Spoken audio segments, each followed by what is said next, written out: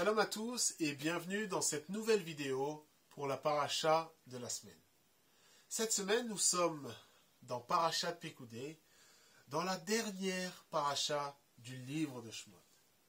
Alors, ensemble, nous allons tenter de répondre à la question suivante. Comment grandir dans la Avodat Hashem? Comment grandir dans le service divin?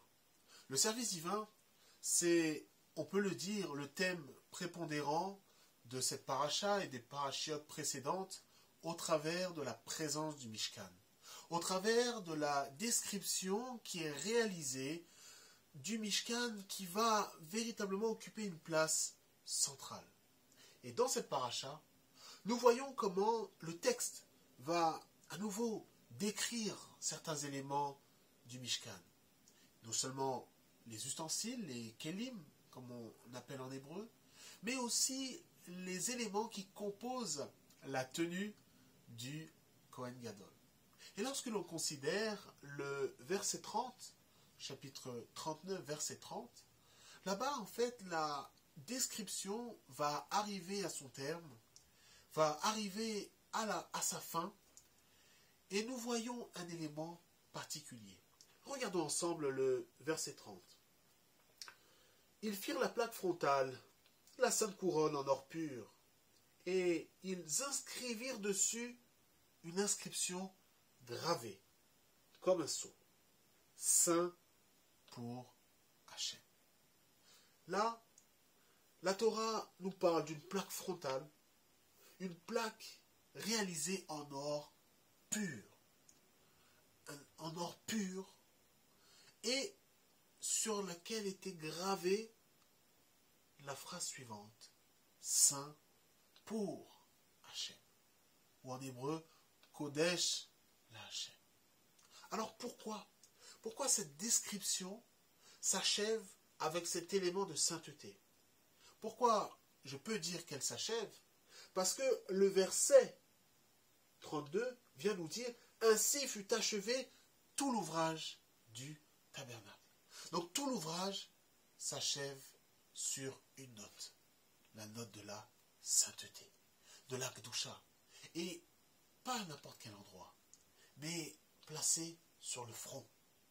Cela nous parle de cette sainteté qui était en réalité dans l'ensemble du Mishkan. Dans l'ensemble du Mishkan, dans tous les kélim, il y avait cette dimension de sainteté. Au sein de toutes les personnes qui allaient travailler dans le Mishkan, il y avait cette dimension de sainteté. Et donc, cela veut également dire qu'en nous, dans nos pensées, il doit y avoir aussi cette dimension de sainteté. Cette dimension qui va vouloir se séparer du profane, du chol, de ce qui est commun, pour pouvoir servir Hachem. Et c'est pourquoi le Kohen Gadol, il devait avoir cette plaque frontale sur le front. Les Chachamim nous disent là-bas, dans le Talmud, que cet élément, la plaque frontale, vient faire comme une expiation, comme un tikkun, une rectification des pensées intérieures, mais des pensées rebelles, des pensées de rébellion. Donc pour grandir dans la Avodat Hashem, nous devons retirer les pensées de rébellion et être équipés, être armés de pensées de sainteté. Et ainsi nous allons pouvoir grandir dans le service d'Hachem. Et comme je l'ai dit, le verset 32 nous dit que ainsi fut achevé tout l'ouvrage. Non pas une partie, non pas la moitié, mais l'ensemble de l'ouvrage du tabernacle a été achevé. Et le texte précise également, non seulement il a été achevé, mais il a été achevé de la bonne façon.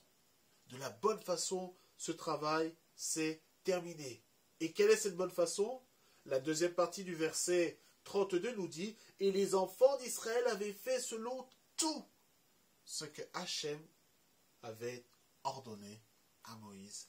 Ainsi avait-il fait. Là, le verset accentue sur cette notion que c'est bien les enfants d'Israël qui ont fait. Il y a une répétition. Une répétition pour accentuer, pour montrer, effectivement, c'est les Bnei Israël qui l'ont fait. Ce n'est pas un ange, ce n'est pas une armée d'anges qui est descendue, mais c'est les enfants d'Israël qui ont fait ce travail. Et on voit dans le verset 32 cette répétition, mais également dans le verset 42, et également dans le verset 43, il est répété que ce sont les enfants d'Israël qui ont fait ces choses. Et les versets qui suivent, à partir du verset 33, encore une fois, on nous répète tous les éléments qui ont été confectionnés, qui ont été fabriqués par les Bnei Israël. Mais pourquoi la Torah prend soin, d'une certaine façon, de répéter? Pour nous montrer que c'est bien eux qui l'ont fait. Ce n'est pas quelqu'un d'autre, mais c'est eux. Et il y a vraiment une notion particulière ici, à laquelle nous devons prêter attention.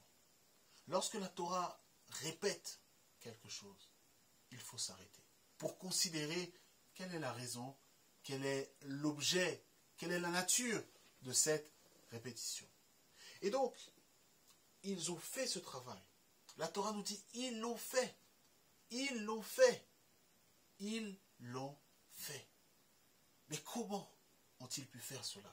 Quel a été l'élément, l'ingrédient pour arriver à cette conclusion, à ce résultat? Et pour répondre, il faut aller voir dans la paracha de la semaine dernière, dans Parashat Vayekel. Parashat Vayekel, si on considère Exode 35, verset 21, là-bas, le texte, en fait, nous révèle qui ont été les artisans, les personnes qui ont œuvré pour réaliser ces objets. Il dit, comme ça le texte, « Puis vinrent tous les hommes au cœur élevé. » Vinrent tous les hommes au cœur élevé. Et cette notion de cœur élevé, en hébreu c'est « Nesao libo », un cœur qui est élevé, c'est un cœur qui va être tourné vers Hachem. Le texte précise que ce ne sont pas toutes les personnes, mais vraiment celles qui avaient ce type de cœur. Et le Ramban va apporter un commentaire très édifiant que je vais lire.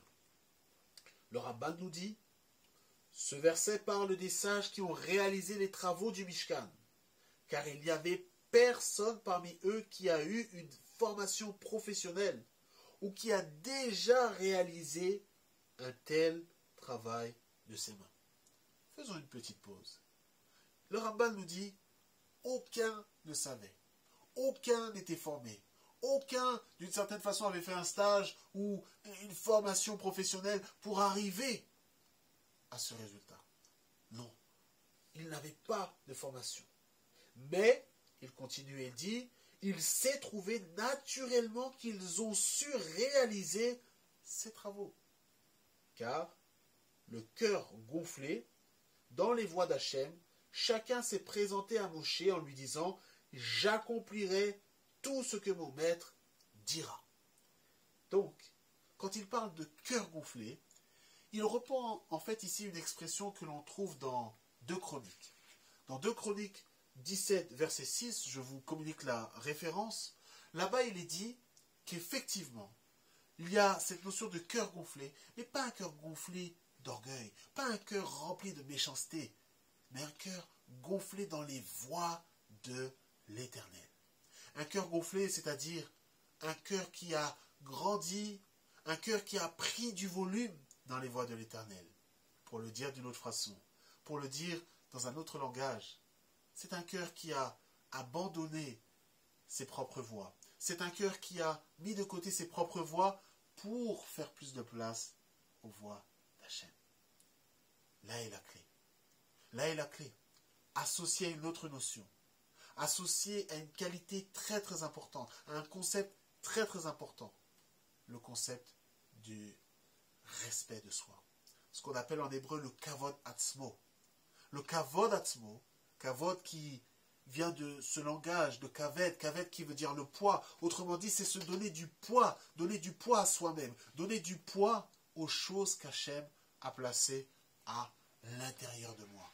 Et c'est cette dimension qui a permis à ces hommes, ayant le cœur élevé, de pouvoir faire un tel travail, sans aucune formation. C'est cette dimension qui leur a permis d'exceller, d'aller au-delà d'eux-mêmes. Pourquoi? Parce qu'ils avaient réalisé qu'Hachem avait déposé des choses à l'intérieur d'eux. Et ils ont valorisé ces choses. Ils ont donné du poids à ces choses. Ils n'ont pas rejeté, méprisé ces choses. Mais bien au contraire, ils les ont utilisées. Et les Chachamim nous ramènent la pensée suivante. Ils nous disent que bien souvent, les hommes pensent se connaître. Pensent connaître leurs atouts, connaître leurs faiblesses. Et donc, pensent qu'ils sont en capacité de dire, oui, telle chose ou telle autre chose est hors de ma portée. Les Chachamim disent non. Bien souvent, dans 99,9% des cas, c'est une erreur. Nous pensons nous connaître, mais en réalité, nous ne nous connaissons pas. Bien souvent, cette pensée vient nous limiter. Les sages nous disent non. Il y a encore des endroits, il y a des zones, il y a des recoins, il y a des coins, il y a un coin dans notre âme dans lequel Hachem a placé, a enterré des trésors, des capacités cachées, des capacités qui ne sont pas encore découvertes. Et c'est notre responsabilité, c'est notre devoir d'aller chercher ces choses dans ce coin. Dans ce coin, c'est là où nous devons aller. En hébreu, on parle de ce concept de nifke, le coin dans lequel on doit faire sortir cette capacité. Ce potentiel, on doit le faire ressortir. Et c'est ainsi que l'on peut grandir dans la Avodat Hashem. Au travers du Kavod Atzmo, notre attitude va changer. On va passer d'une pensée négative à une pensée positive.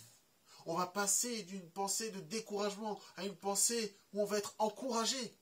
Parce qu'on est conscient qu'Hachem a placé quelque chose en nous. On va donner du poids à sa neshama. On va donner du poids à cette étincelle divine qui est à l'intérieur de nous. Et ainsi nous pourrons servir Hachem. Et ainsi comme les enfants d'Israël, les Bnei Israël qui avaient ce cœur élevé, nous allons pouvoir faire le travail. Et la Torah dira de nous également, ils l'ont fait. Ils l'ont fait. Ils l'ont fait. Pourquoi? Parce que leur cœur est connecté, tourné vers Hachem. Ils l'ont fait dans la dimension physique. Ils l'ont fait dans la dimension psychologique. Ils l'ont fait dans la dimension spirituelle. Ils sont donc passés à un autre niveau. Lorsque nous avons ce Kavod Atzmo, alors nous allons être en capacité de vraiment exceller, de vraiment monter. Et notre cœur va être gonflé, non pas d'orgueil, il va être gonflé dans les voies de l'Éternel. Il va laisser la place à Hachem. Rappelons-nous de ce verset là-bas dans Parashat Teruma. Le verset nous dit en hébreu, Ve'asu limigdash, Ve'asu limigdash ve'shachanti betocham. Ve'asu limigdash, c'est-à-dire ils feront pour moi un migdash, un sanctuaire. Ve'shachanti betocham, et je demeurerai en eux, comme les sages l'interprètent. Et c'est ce que nous voyons à la fin de cette paracha. Allons voir ensemble ces quelques versets pour conclure notre partage, pour conclure ce petit commentaire sur la paracha. Regardons le chapitre 40 et considérons le verset 34 qui nous dit « La nuée couvrit la tente d'assignation et la gloire d'Hachem emplit le tabernacle. Et Moïse ne put venir dans la tente d'assignation car la nuée reposait sur elle et la gloire d'Hachem emplissait le tabernacle. » Waouh! Quelle fin! Quelle beauté de la part d'Hachem qui a accepté le tabernacle, qui a accepté ce travail qui avait été effectué. Oui, nous voyons ici qu'il y a une croissance. Peut-être bon nombre de ces personnes qui ont finalement réalisé ces ustensiles, qui ont réalisé ces choses. Bon nombre de ces personnes se disaient peut-être au début, non, ce n'est pas pour moi, je ne vais pas y réaliser, je ne vais pas être capable de faire cela. À l'image de Moshe, qui a dit à l'Éternel, non, j'ai le langage lourd, je ne peux pas parler, je ne sais pas m'exprimer. Et nous avons vu ensuite comment il a su œuvrer pour Hachem. Alors, qu'il en soit ainsi pour nous. Qu'il en soit ainsi pour nous, que nous puissions aussi, non plus nous réduire, être dans une bassesse, mais nous donner ce kavod atzmo, avoir ce kavod atzmo pour grandir dans la avodat Hachem. Et regardons, comme je l'ai dit au début de cette vidéo, nous sommes à la fin du livre de Shemot. Lorsque nous considérons le début de Shemot, qui nous parle des enfants d'Israël qui descendent en Égypte, qui descendent dans Mitzraïm, qui descendent dans la restriction, qui descendent dans les limites, dans les Metzarim. Regardons la fin. La fin du livre de Shemot est complètement différente. Le langage est différent. Ici, il est question de la nuée, de la Shekhinah qui vient demeurer. Et il y a un midrash qui nous dit là-bas dans Bereshit Rabbah. Dans Bereshit Rabbah, il nous est dit la chose suivante, que quand la Shekhinah vient, quand la Shekhinah est descendue au Sinaï, c'est là où les Bnei Israël ont été délivrés. C'est là où ils ont été libérés. Alors la Shekhinah qui descend sur le Mishkan est aussi un signe de délivrance. Un signe où nous sommes libérés. Libérés pour servir davantage. Libérés pour grandir encore plus dans la Avodat Hashem. Alors comme nous l'avons vu, la première dimension c'est cette Kedusha qui doit être à l'intérieur de nous, qui doit être à l'intérieur de nos pensées. Cette plaque frontale doit être disposée sur notre front. Et notre Mishkan, l'homme est un Mishkan, donc notre vie doit être imprégnée de cette Kedusha, doit être séparée de ces choses qui sont futiles, ces choses terre à terre. Mais pas seulement. Notre maison est un Mishkan. Un couple, c'est aussi un Mishkan. Une famille, c'est aussi un Mishkan. Que le Mishkan soit imprégné de la Shekhinah. Et ainsi nous pourrons grandir ensemble dans la Avodat Hashem. Et le dernier point que nous avons vu, le kavod atzmo, se donner du poids, se respecter, littéralement le respect de soi, mais comme on a vu, se respecter, donner du poids aux choses qu'Hachem a déposées à l'intérieur de moi, que je dois aller chercher, qui sont peut-être dans les recoins de mon âme. Je dois y aller. Et ainsi je serai capable de grandir dans la Avodat Hashem. Et la Shekhinah descendra. Comme disent les Chachamim, s'ils sont dignes, alors la Shekhinah descendra. Et le Midrash nous dit que lorsque la Shekhinah est descendue, il y a eu la liberté, il y a eu la délivrance. Alors voici ces quelques pensées pour Parashat Pekudei. Je vous encourage vraiment à lire cette paracha, si ce n'est pas déjà le cas, et vous verrez la beauté qui s'y cache. Alors comme nous arrivons à la fin du livre de Shemot, permettez-moi de vous dire, Chazak, Chazak, et dites Chazek. Soyez forts et soyez fortifiés.